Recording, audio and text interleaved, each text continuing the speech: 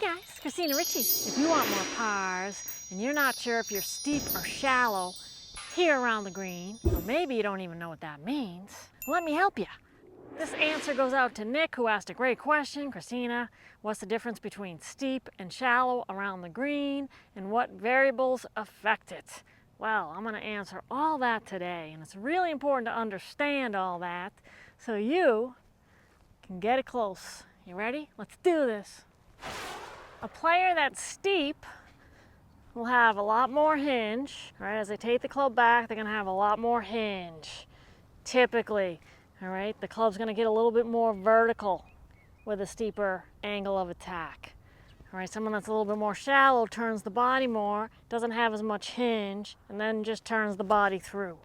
All right, that's definitely my style. I'll do it from the face on. So this would be someone that's steep where they add a lot of hinge, all right, versus someone that's a little bit more shallow, keeps the hands low, turns the body, club head's far from the hands, not a lot of fancy hinge here, and then rotates through and lets the loft of the club do all the work. All right, so just by me talking about this, which one do you think I like better? All right, I really don't recommend steep off a tight fairway like this. All right, just creates the digs. Now, if you are someone that likes that, you like to play the ball back in your stance, you like to play the forward press, all right, you're gonna need a lot of bounce. All right, so look for 10, 11, or 12 degrees of bounce. You're gonna need it if you're someone that's steep. And if you're someone that's shallow, you're better off with a mid to low bounce. So I use a 9. All right, that's why you gotta get fitted so you can fit your style of pitches here around the green. All right, so if you're a player that's currently steep and you're sick of the chunky monkeys, let's shallow you out. All right, what you're gonna do is you're gonna move the ball up in your stance, middle to upper. You're gonna kill that excessive forward shaft lean. You're gonna stand a little taller and a little closer. All right, you're gonna get the heel off the ground. So the heel of the club is going to be off the ground. All right, that helps you prevent digs versus having the club like this and even hooded. All right, so instead of this, we're gonna lift the heel up a little bit, and that's really magic because it's really hard to chunk it with the heel off the ground. So you're gonna stand a little taller, get the heel off the ground by creating some ulnar with your wrists. Get super close, you're actually gonna get uncomfortably close. Boom. All right, and then you're just going to take the club back with your hands, arms, and chest, and keeps your hands really low with no hinge. All right, and then you're gonna pop up on the way through. All right, so you're going to take the club back, hands are really low. We're gonna kill any wrist hinge, so you're gonna say bye-bye to that, and you're also gonna say bye-bye to the chunks. You're gonna get it really close. This is a little pitch shot here. Same exact principle. You don't need any wrist hinge here. You don't need to get fancy. It's a tight lie.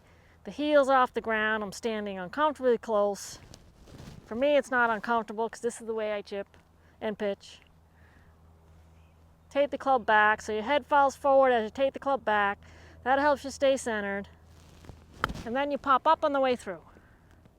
So if you're super steep and you feel like you chunk it, all right, you gotta make sure that you start left and you stay left. You're gonna kill the ball back in your stance. You're gonna play it more center to upper center. You're gonna get super close and taller.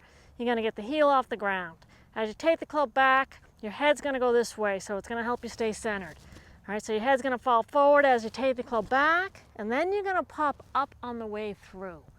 All right, where players go off when they do the dig is they stay down here. All right, and that's why you dig. So we gotta add a little pop up.